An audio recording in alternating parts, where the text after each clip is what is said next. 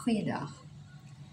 Na die dag stort ek. Nou, gewoonlik begin ek sommer af te droog in die stort.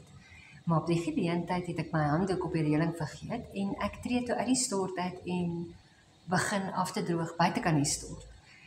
En onmiddellik raak ek bewus van hierdie plas water wat om my voete besig is om te groei.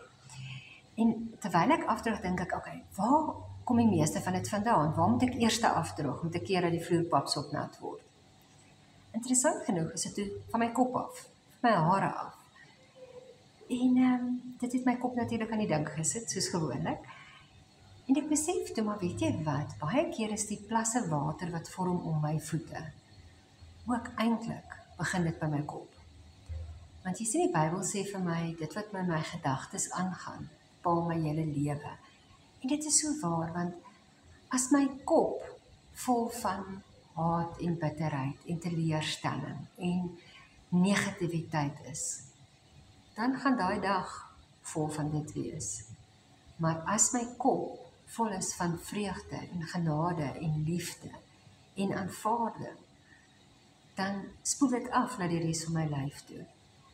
Dan kan ek daai ding wat my hande verkeerd doen op daai oomblik, in plaas van myself uit te skel daaroor, kan ek lag en sê, ja nee, toe man, het sal nou weer beter gaan. Of ek kan die ou wat voor my inswaai, vermaan met 'n boetie, dis nou nie nice nie, in plaas van hom te skel, dat die see hom nie kan skoon was nie. Jy sien, maar dit begin by my kop. Dit wat in my kop aangaan, spoel oor na my hart toe, spoel oor na my mond toe, na my oë, my hande, my hantering van almal om my, en weet jy wat, ook my hantering van myself.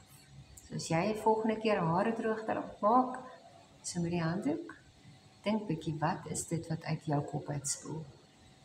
Wat moet ek dalk bewustelik bietjie aanpas? Mooi bly.